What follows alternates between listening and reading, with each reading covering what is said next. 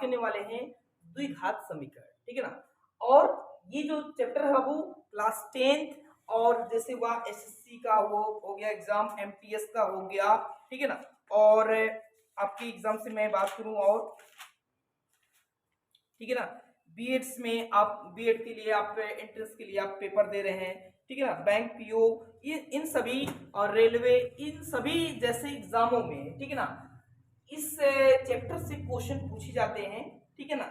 और इसमें जो पहला हमारा टॉपिक्स है द्विघात समीकरण है, ठीक है। क्या है? द्विघात समीकरण, ठीक है ना। द्विघात का मतलब दो घात, समीकरण का मतलब समीकरण होता है, बीजीय व्यंजक उसमें होते हैं, ठीक है ना।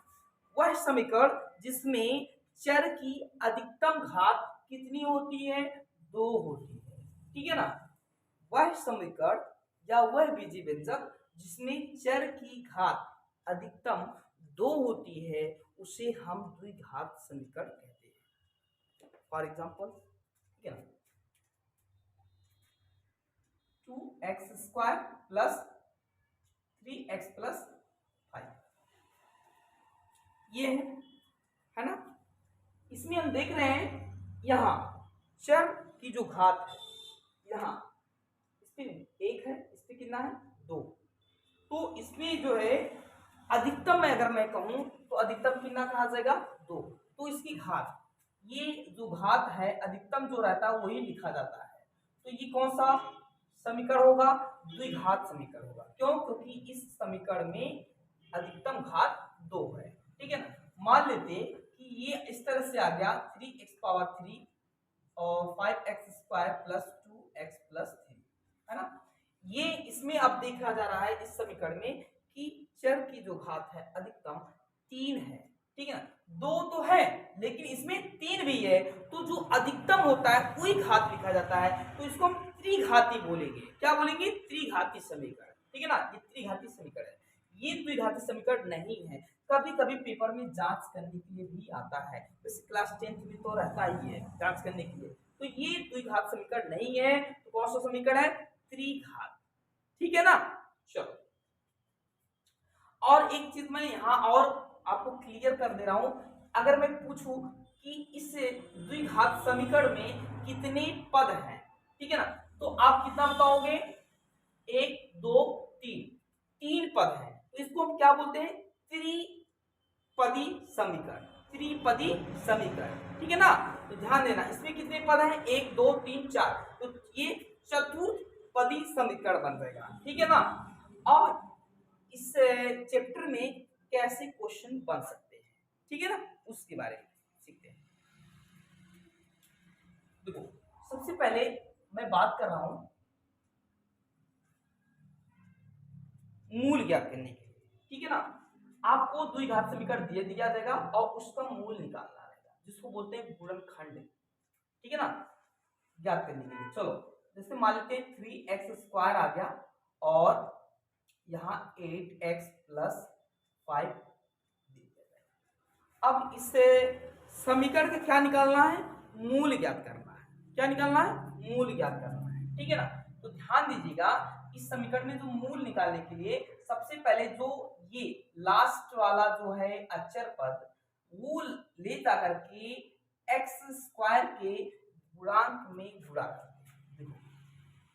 3 × 5 = 15। अब देखिए, यहां गुणा करने पर 15 आना चाहिए और यहां साइन देखा जाता है कि प्लस है या माइनस। अगर माइनस है तो घटाने पर, अगर प्लस है तो जोड़ने पर। खुद से ऐसी संख्या 2 लेना है आपको जिनको गुणा करने पर 15 आ जाए और जोड़ने पर 8 आ जाए, ठीक है ना बच्चों। तो वो 2 अंक या 2 संख्या कौन से हो सकते हैं? 3 × 5 = 15 हो जाएगा, 15, और 3 + 5 को ऐड कर देंगे तो 8 आ जाएगा। इसका मतलब वो 2 नंबर 3 और 5 है। तो यहाँ 8 के स्थान पे हम कितना लिख सकते हैं? 3 + 5, क्योंकि हमको क्या निकालना है? मूल ज्ञात करना है, अर्थात गुणनखंड ज्ञात करना है, ठीक है ना। चलो, इसी को मूल ज्ञात करने के लिए बोलते हैं या गुणनखंड। तो ये हो जाएगा 3x² प्लस, यहाँ 8 के स्थान पे कितना लिखेंगे? 3 प्लस 5 देखो, और यहाँ x है प्लस 5 इक्वल टू 0। अब देखो बच्चों, यहाँ मैंने कर दिया। अब देखिए ये 3x² प्लस, यहाँ देखो इसका मल्टीप्लाई यहाँ होगा, इसका मल्टीप्लाई यहाँ होगा, 3x प्लस 5x प्लस कितना हो जाएगा 5 इक्वल टू 0। अब इसमें दो दो का जोड़ा बना लेंगे, ठीक है ना। जोड़ा बनाने के बाद उनमें कॉमन देख लो, इसमें 3 कॉमन है और x भी कॉमन है, तो ये हो जाएगा एक x बचेगा क्योंकि इसमें x², तो ये हो जाएगा प्लस 3x कॉमन हो गया, यहाँ 1 केवल बचेगा। इसमें से कॉमन क्या दिखाई दे रहा 5, तो ये बचेगा x प्लस 1। अब देखिए यहाँ ये अलग पद है, ये अलग है, इसमें से x प्लस 1 क्या हो जाएगा तो बचेगा आपका 3x प्लस 5 इक्वल टू 0। इसको बोलते हैं गुणनखंड, ठीक है ना। तो ये गुणनखंड अभी हुआ किसका, इस समीकरण का, द्विघात समीकरण का गुणनखंड ये है, लेकिन हमको मूल ज्ञात करना है। तो मूल ज्ञात करने के लिए इसी को हम 0 मानेंगे, x प्लस 1 इक्वल टू 0, और ये हो जाएगा 3x plus 5 equal to 0। x equal to plus को उधर ले चलेंगे माइनस, यहाँ x की वैल्यू कितना आया -1 आया बच्चों। उसके बाद 3x इक्वल टू ये -5 हो जाएगा, और ये मल्टीप्लाई में है तो उधर जाएगा डिवाइड हो जाएगा, तो x इक्वल टू -5/3। अब ये आगे शून्य या मूल कह सकते हैं, शून्य या मूल कह सकते हैं, मतलब द्विघात समीकरण के यही मूल है और यही शून्य है, ठीक है ना। अगर मैं गुणनखंड की केवल बात करता, केवल यही आपका आंसर आता, ठीक है ना। चलो इसको नोट कर लीजिए। और द्विघात समीकरण ज्ञात करने के लिए ये तो विधि है ही है, हम एक विधि से और निकाल सकते हैं। वो कौन सा विधि है, श्रीधराचार्य विधि। कौन सा विधि है, श्रीधराचार्य विधि, उसके बारे में भी मैं आपको बता दिया, ठीक है ना। चलो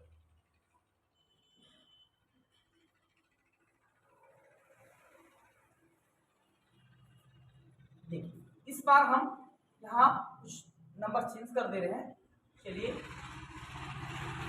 2x² और 5x प्लस 3 इक्वल टू 0। चलिए हम यहाँ माइनस करते रहे, थोड़ा सा चेंज करते रहे, थोड़ा सा माइनस की। देखो श्रीधराचार्य विधि से हल करने के लिए, श्रीधराचार्य विधि से हल करने के लिए सबसे पहले आप क्या करोगे, तुलना करोगे। ax1 प्लस b, ऐसे ax प्लस by, ऐसे डायरेक्ट लिखते, ax² प्लस by प्लस c equal to 0, ax² plus by प्लस c इक्वल टू 0 से क्या कर देंगे, तुलना से तुलना करने पर, तो जैसे तुलना करेंगे तो यहाँ a का जो मान आएगा वो 2 आ जाएगा, और b का जो मान आएगा वो -5 आ गया, और c का मान आ गया 3। बच्चों ये हमारा मान आ गया, ठीक है ना। श्रीधराचार्य से करने के लिए आपको पहले तुलना करना पड़ेगा, और उसके बाद इसका जो सूत्र है, ये सूत्र मैं लिख दे रहा हूं यहाँ। सूत्र कौन सा है, अगर ये समीकरण x के रूप में, x चर के रूप में है तो x यहाँ लिखेंगे, अगर y है तो y लिखेंगे, तो x इक्वल -b plus minus under root b² minus 4ac by कितना हो जाएगा 2a,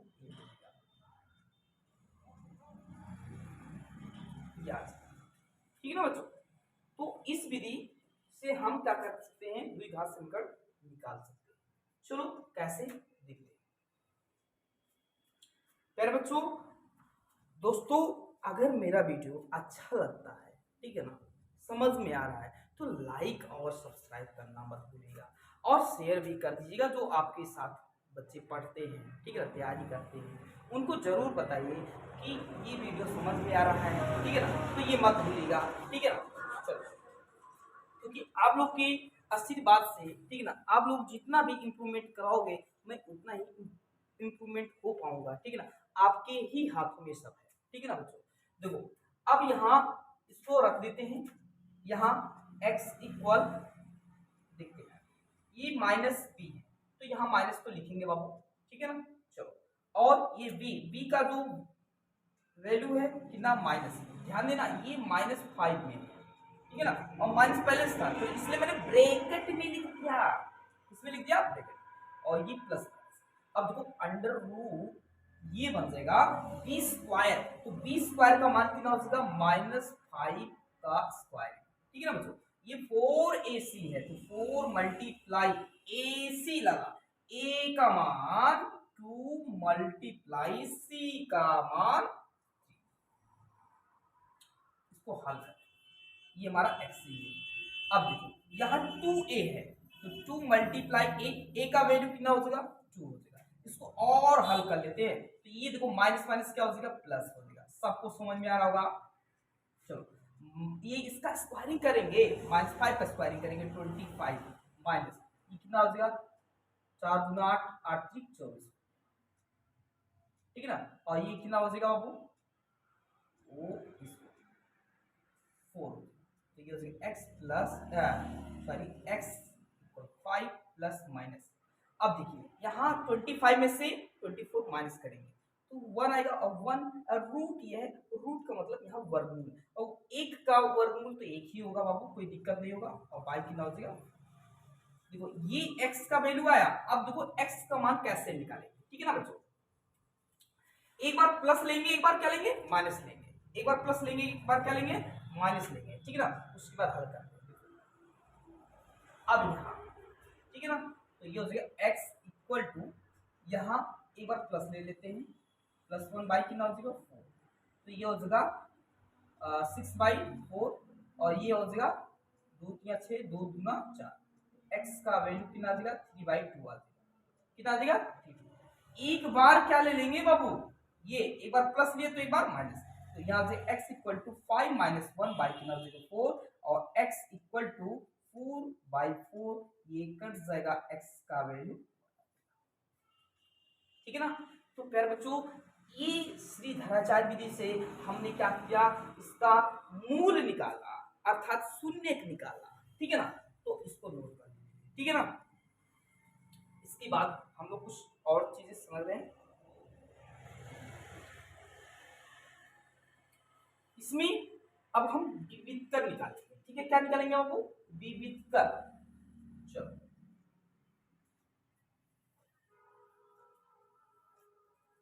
इसमें हमको निकालना है विविधकर क्या होता है, टॉपिक्स है वो विविधकर है, ठीक है ना। डिस्क्रिमिनेंट का मतलब होता है विविधकर, और विविधकर को हम d से डिनोट करते हैं, ध्यान देना किससे डिनोट करते हैं d से, और विविधकर का जो फॉर्मूला होता है v² - 4ac होता है, ध्यान देना, ठीक है ना। किसी भी समीकरण का यदि हमको विविधकर निकालना हो, ठीक है ना, तो हम क्या कर सकते हैं, आपको ऐसे करना है, ठीक है ना। चलो जैसे यहाँ मैंने ले लिया पहले ax² + bx + c = 0 से क्या कर देंगे तुलना करेंगे, तुलना करने के बाद a की वैल्यू हो जाएगा 2 और b का वैल्यू जो हो जाएगा -5 और c की वैल्यू हो जाएगा 3 हो जाएगा, ध्यान देना। और विविधकर का d का फार्मूला होता है v² - 4ac, ठीक है ना। अब इसका मान रखें, कुछ करना नहीं है, तो d इक्वल v का मान -5 का स्क्वायरिंग करेंगे, -4 इंटू a का वैल्यू 2 और c की वैल्यू 3 हो जाएगा, तो ये हो जाएगा 25 - 4 × 8 = 3 24। अब घटा देंगे बच्चा 1 आ गया, तो d का मान कितना आ गया 1 आ गया, d का मान कितना आ गया 1 आ गया। तो जब d का मान 1 आ गया बाबू, तो हम इसी को विविधकर, और विविधकर का मान कितना है 1 आ गया। लेकिन अगर समीकरण का प्रकृति पूछता है, समीकरण के क्या पूछता है प्रकृति पूछता है, तो अब कैसे हम हल करेंगे, ठीक है ना। चलो इसका समीकरण ये पूछता है तो कैसे हल करेंगे, तो कोई बात नहीं, इसी पे ही हम लगा देते हैं। तो ये पहले कुछ नियम लिखना पड़ेगा, इसका रूल, पहला रूल है, ठीक है, इसको मिटा दे रहे हैं, तब लिखवा रहे हैं बढ़िया से, ठीक है। ठीक है ना बच्चों। रूल ये है कि यदि d की वैल्यू, देखो d की वैल्यू यदि 0 से क्या हो, छोटा है, यदि d की वैल्यू 0 से क्या होता है, छोटा हो। नंबर दूसरा, यदि d की वैल्यू 0 के बराबर हो। नंबर तीसरा, यदि d का वैल्यू, ठीक है ना, 0 से बड़ा हो। तो इसके जो मूल होंगे, मूल जो होंगे वो क्या होंगे, ठीक है, ये हमको पता लगाना है। जब वो 0 से d का मान 0 से छोटा होता है तो इसका कोई मूल वास्तविक नहीं होता, इसका वास्तविक मूल नहीं, वास्तविक मूल नहीं है। ध्यान देना, ये आपको लिखना है कि जब d का मान 0 से छोटा हो तब इसका वास्तविक मूल नहीं है, लिखेंगे इसका जो प्रकृत है, ठीक है ना। इसके बाद d, यदि d का मान 0 के बराबर है तो इसका मूल जो होगा, इसका मूल क्या लिखेंगे, इसका मूल क्या होगा, परिमेय और समान होंगे। मूल क्या होंगे, परिमेय और समान होंगे। और जब d का मान 0 से बड़ा हो तो इसका मूल क्या होगा, इसका मूल परिमेय होगा, ठीक है ना, इसका मूल हाँ चलिए, इसका मूल क्या होगा, परिमेय और असमान, इसका मूल परिमेय और असमान होगा। ध्यान देना, ये असमान होगा, इसका मूल क्या होगा, परिमेय और असमान होगा। तो ये चीजें याद रखना है। अब हम कोई टॉपिक्स ले लेते हैं जैसे, ठीक है ना, चलो ये इसको मिटा के रहे यहाँ। जैसे अभी जो पहला जो समीकरण मैंने दिया था 2x² माइनस 5x प्लस 3 था, ये ना, ये था। इसमें जो d का मान आया था वो कितना था, 2, ठीक है ना, d का विविधकर का मान 1 आया था। अब इसका हमको प्रकृत बताना है, ठीक है। तो d का मान 1 है, मतलब 0 से बड़ा है, और 0 से जब बड़ा रहेगा, 0 से जब बड़ा रहेगा, जिसकी तरफ मुंह खुल जाएगा वो बड़ा होता है। 0 से बड़ा है, ये 0 से बड़ा है, ठीक है ना, ये 0 के बराबर है, ये 0 से छोटा है, तो ये 0 से बड़ा है, नहीं है, बड़ा ना। तो जब 0 से बड़ा हो तो इसका मूल परिमेय और असमान होंगे, इसका मूल क्या होगा, परिमेय होगा। तो लिखेंगे इसका मूल परिमेय और असमान होंगे, ठीक है ना, ये याद रखना। धन्यवाद।